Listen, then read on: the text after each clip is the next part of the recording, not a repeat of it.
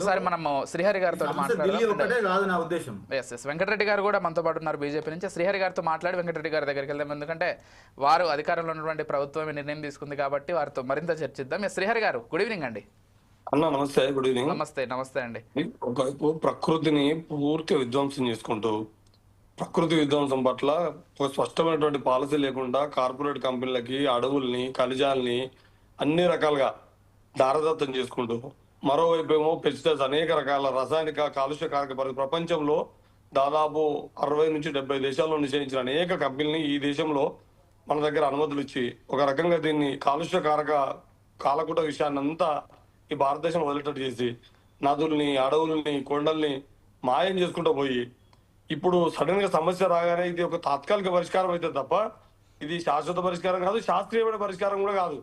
Vehicle తీసేయడం, vehicle నంబర్లు ఈ నంబర్ ఉన్నోళ్ళు కళా నంబర్ ఉన్నోళ్ళు ఇవన్నీ కూడా తాత్కాలిక పరిష్కారాలు అయితే మిత్రుడు చెప్పినట్టుగా ఇవి శాశ్వత పరిష్కారం కాదు. శాశ్వత పరిష్కారం ఒకటే, మానవ సమాజంలో ఈ ప్రకృతి వైపరీత్యం అవుతుందో, ప్రకృతి విధ్వంసం అవుతుందో విధ్వంసం ఆపి పర్యావరణాన్ని సమతుల్యం చేయడం ఎలా అని రేపటి తరానికైనా.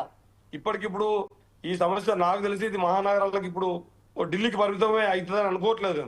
భవిష్యత్తులో ఇది మిగతా నగరాలకు. శ్రీహరి గారు, అంటే ఒక విషయాన్ని చెప్పి మళ్ళీ కంటిన్యూ చేద్దాం, సందర్భం కాబట్టి చెప్పదలుచుకున్నాను. మనం ఒకసారి ఇప్పుడు ఈ ఐకియా లేకపోతే ఈ ప్రాంతానికి వెళ్ళినట్లయితే హైటెక్ సిటీ దాటిన తర్వాత గచ్చిబౌలి ఏరియా మొత్తం కూడా అక్కడ ఎన్ని అంతస్తులు కట్టుకోవడానికైనా కానీ పర్మిషన్స్ ఇచ్చేసింది ప్రభుత్వం. అంటే ఇంకా దెర్ ఈస్ నో అబ్జెక్షన్.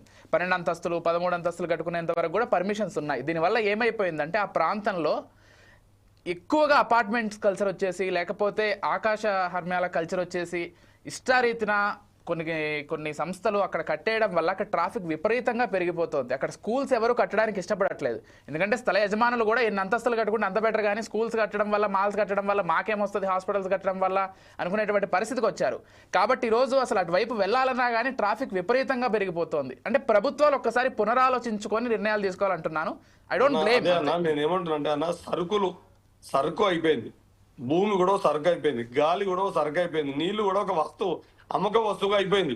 ఇది ఏ ఒక్క పాలకులనో ఇవాళ అధికారంలో బీజేపీనో మొన్న అధికారంలో ఆమ్ ఆద్మీనో కాదు, భారత ఉపఖండమే మన ఇండియామే ఈ రోజు అనేక దేశాలను నిషేధించినటువంటి అనేక కాలుష్యకార కంపెనీలకు ఇక్కడ అనుమతులు ఇచ్చి ఇక్కడ మనం తింటున్నటువంటి ఆహారంలో కూడా ఎలాంటి అనుమతులు లేని అనేక రసాయనిక వాటిని మనం తినే ఆహార వస్తువులలో కూడా, అంటే వెజిటేబుల్స్లలో కానీ కాయగూరలలో కానీ పండ్లలో కానీ ఇవన్నీ వాడుకుంటూ ఒకవైపు భూమి లోపల ఉన్న ఖనిజాలు విపరీతం ఓపెన్ కాస్టింగ్ తీసుకొచ్చి చేయాలా, అవసరం మేరకు కాకుండా విస్తృతంగా విధ్వంసం, లెక్కలేనంత విధ్వంసం జరుగుతుంది. అలా ఖనిజ వనరుల విషయంలో కానీ, కొండల విషయంలో కానీ, నదీ నదాల విషయంలో కానీ ఇవన్నీ ఇవి ఒకవైపు విస్తృతంగా విచ్చలనం చేసుకుంటూ పోయి ఈ తాత్కాలిక మందు అవుతుంది. ఈ గాయాలకి పెడుతున్నటువంటి మందు ఇది ఆ గాయాలను నయం చేసే మందు కాదు. ఇది ప్రకృతిని పర్యావరణ సమతుల్యత పాటించుకుంటూ ప్రకృతి విధ్వంసాన్ని ఆపుకుంటూ మరోవైపు ఇట్లాంటి ప్రయోగాలు చేయాలి తప్ప ఈ ప్రయోగాలన్నీ కూడా తాత్కాలిక ఉపశమనాలు అయితే తప్ప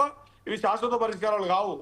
కాబట్టి రేపటి తరానికైనా సరే మనం మంచి భవిష్యత్తును మంచి జీవితాన్ని అందించాలంటే ఖచ్చితంగా ఇప్పటికే కొనసాగుతున్నటువంటి విధ్వంసాలను ఆపివేయడం, భవిష్యత్తులో విధ్వంసాలు లేకుండా చూడడం, భవిష్యత్తులో పర్యావరణ సమతుల్యతను పాటించడానికి కావాల్సినటువంటి అన్ని రకాల జాగ్రత్తల్ని ఇప్పటి నుంచే ప్రారంభించడం చేయాలి తప్ప వాళ్ళ మీద వీళ్ళ మీద వాళ్ళు నిందించుకుంటూ కేవలం ప్రభుత్వాలనే నిందించి లేదా పాలకులు కొన్ని కార్పొరేట్ కంపెనీలకు దారదత్తం, ఈ సంపద దారదత్తం చేసినటువంటి ప్రక్రియని మొత్తంగా సమీక్షించకుండా నిజమైనటువంటి ప్రకృతి వైపరీత్యాలను ఆపలేము, పర్యావరణ సమతుల్యతను కాపాడలేమనేది నా ఒపీనియన్ మిత్రులారా.